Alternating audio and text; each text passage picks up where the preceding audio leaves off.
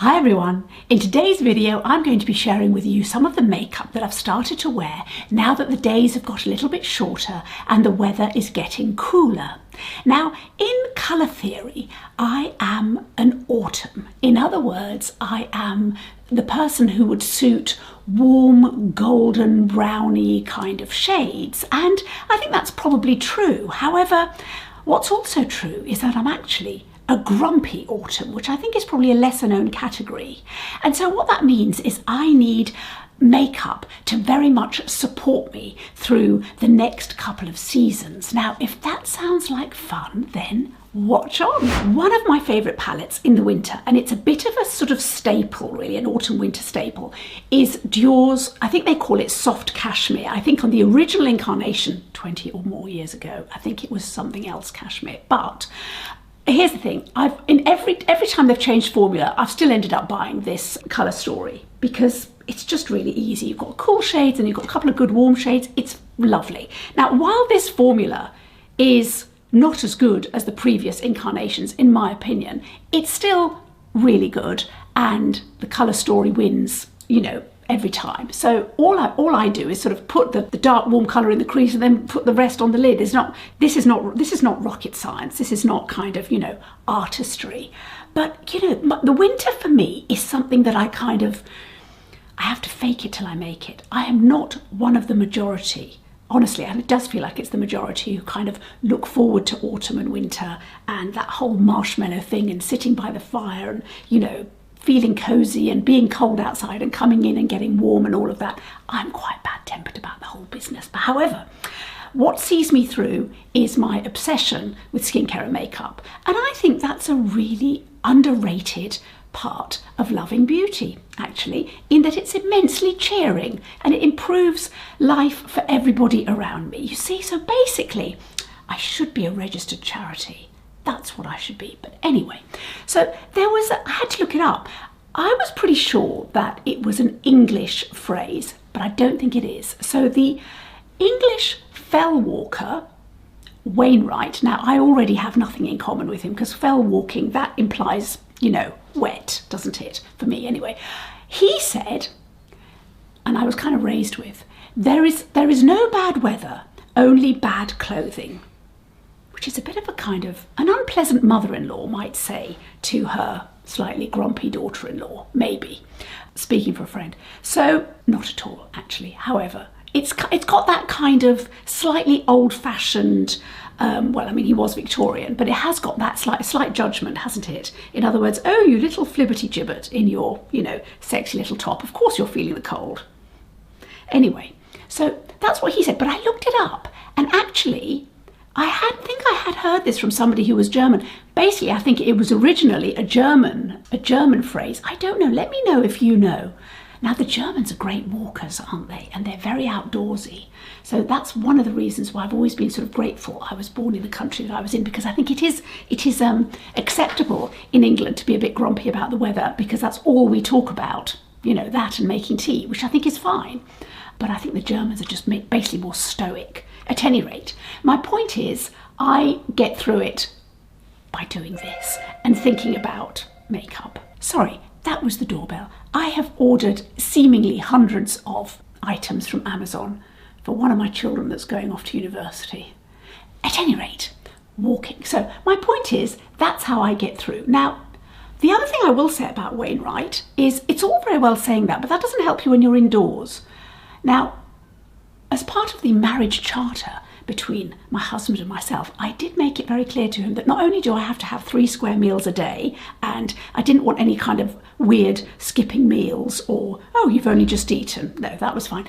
But I also said I would like him to make me, well, I didn't actually say for him to make me, but I did say I require, somewhat passively, I require a hot water bottle every single day. So that has to be the default. And then I might say, oh, I don't want one today. So tonight, rather. This is hot water bottle in bed, not like on my lap or anything a bit more kind of exotic. No. So, and indeed, so it has come to pass. I think basically it's about 2 or 3 days a year that I don't need a hot water bottle. I literally take at least one hot water bottle with me on holiday, wherever I'm going. and he still makes it. I mean, generally he makes it for me, not always, but it's part of his kind of, you know, bedtime routine, which I think is highly commendable and the mark of somebody who is really committed to a relationship. My point is, I feel the cold, so, you know, that's how I have to, you know, get myself through. Right, now, I just put a little bit of this on the lid, and then we're done. I've put a little bit of Barbarella Brown Rock and Coal as well on my eyelids. I have to have brown mascara. I mean, that's just a, you know, that's just a kind of no-brainer for me at this time of year. I just find it a lot softer just because I'm a little bit paler. So, you know, it's a must. Now, one of the things that I have started to do is I've taken out my bottle of Chanel's Le Lion. As you can see, it's an enormous bottle. This is what happens. A couple of years ago, when did this come out? Was it 22 or 23? I can't remember. I had sort of heard about it. I'd had a couple of sniffs illicitly, and then I saw Alice Duparc on Instagram talking about it, and she just totally sold it on me. So I bought a couple of samples and I really liked it. So anyway, I asked my husband for a bottle for Christmas as a bit of a treat, and he got a bit carried away and got me the 200 ml. And when I said, goodness me, that's lovely, it's an enormous bottle, he said, well, I thought you wanted something that would last for 2 or 3 months. Can you tell he doesn't really pay attention? 2 years or 3 years later, I'm still, I mean, I've used more than half of it, but I've been very liberal with it because I wear it during the day and then I completely spritz myself at bedtime as well. It's actually one of my favourite bedtime fragrances. I don't know why, I do know why. I mean, I just love it, but I have to say, when it came out, I was so sort of excited because it's the kind of fragrance I don't normally wear, but it's still got that lightness. And in case you've not tried it, it's very much a kind of heady, vanilla-y, tobacco, leathery fragrance. And it's kind of the tobacco and the leather that for me is kind of unusual because I'm more of a floral person. However, it's got such a sort of interesting, fizzy opening. It's kind of heady, and then it kind of settles down into something that's very warm and actually very wearable, I feel anyway. It has been described, and I don't know who started this, it might have been Alice Duparc, but it might have been somebody else. It's been described as the love child of Guerlain's Shalimar and Chanel's Coromandel. Now, Coromandel is a fragrance that you know, it's just been a bit big. It was just too big a fragrance for me, I think.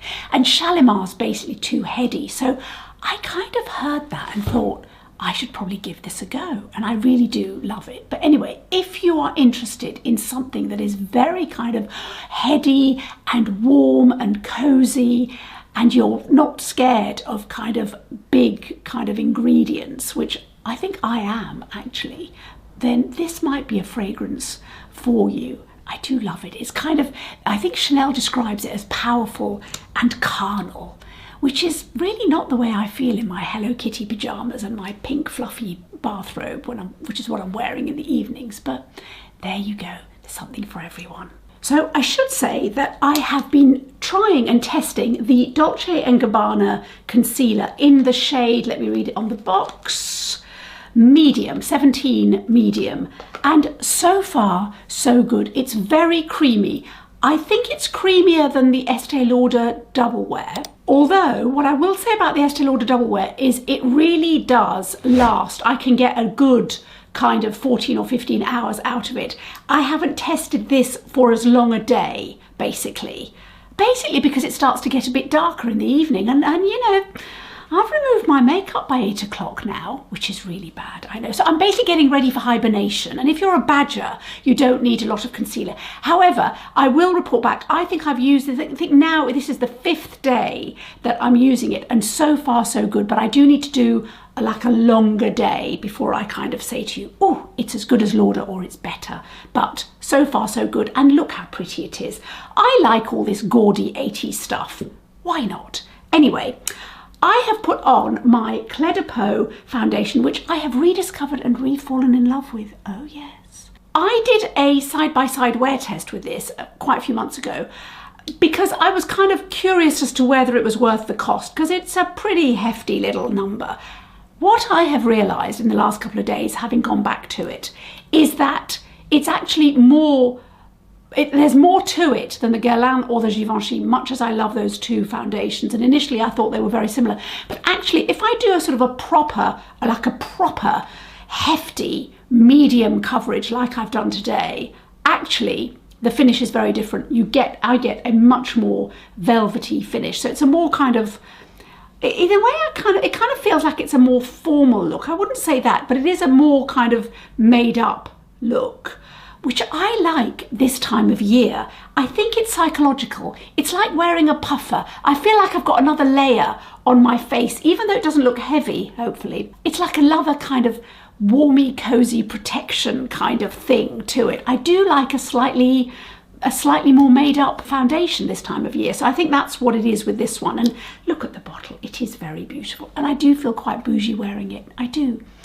And I don't think you should deny me that.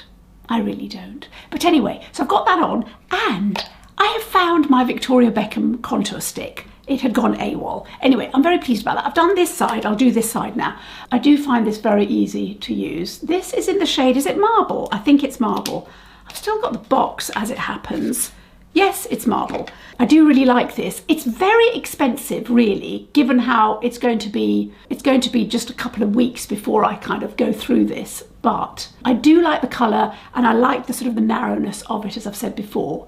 The whole point of this look is that it's kind of warm and quite easy, quite forgiving, and just very, very much not so much a neutral backdrop, but a kind of backdrop to the real star of the show, which is going to be the lips. This time of year, I do like a rich kind of coloured lipstick, but normally it's kind of like a rich brown of some sort. I think that's okay.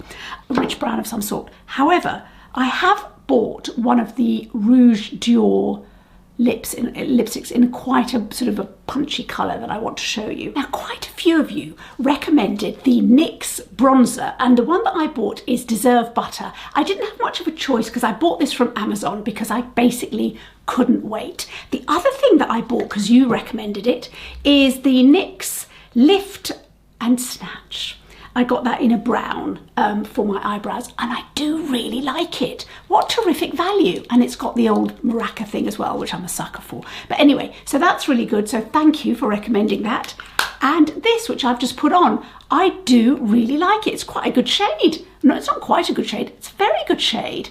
And what terrific value. And it's got a lovely velvety finish. I do really like this. So I'm just going to put a little bit of NARS Edge on, and then it'll be time for the lipstick. So let's do that now. Just a little bit, not too much.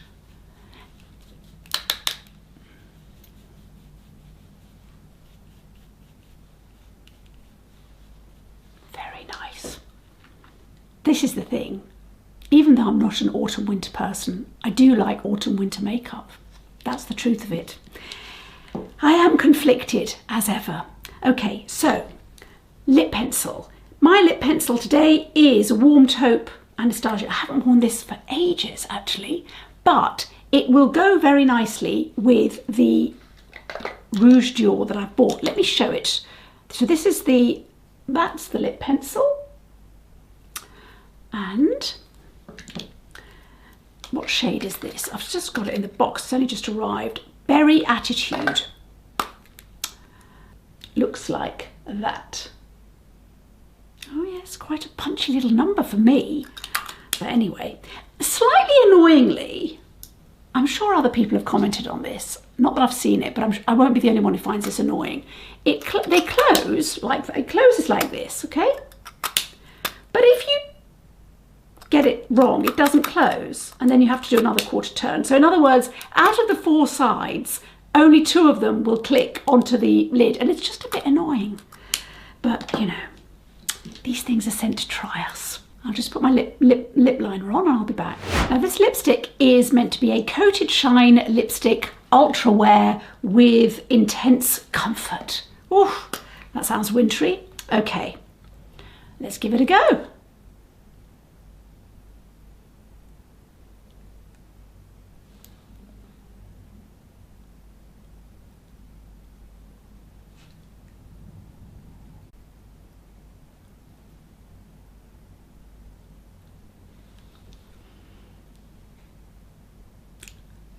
what do you think? I actually really like this. Now, I have said before, I am sort of starting to dip my toe into red lipsticks, as well as you can see, slightly deeper tones. So this is very much in keeping with the theme, I think, for my lip wear, as it were, for the next few months, in that I am trying to go sort of more deeper wine and not steering away from, no, not just going down the brown route, I think. But I do like this. There is a fragrance to this, but it's not overpowering and it's not annoying. But there is a kind of creamy floral fragrance to this. But as I said, it's quite gentle. I had to really sniff. I didn't notice it as I was applying it. But the texture is lovely. It's super duper comfortable. It really is. It doesn't feel thick. I thought it might do. I did think, and I like this kind of, I like the delivery system. I actually like this because it kind of stops me from breaking the bullet, because sometimes I can be a bit overzealous. If I'm sort of in a rush and in the car or something and giving it a swipe, I can be a bit rough with it. But I do like this shade, so let me know what you think. So this is very much my warm look for the season. I want to know what you think. Do you like these kind of colours, or do you prefer to go for the cooler shades? Depending on where you are, of course, in the world, because I do appreciate that half the world is now, you know, hurtling towards summer, you lucky, lucky people. But anyway, I will lean in. You won't hear me moaning about autumn, winter. Every day is a gift, of course it is, especially when I've got nice makeup. So thank you very much indeed for joining me. Please subscribe and give me a thumbs up, and I'll see you in the next video. Bye.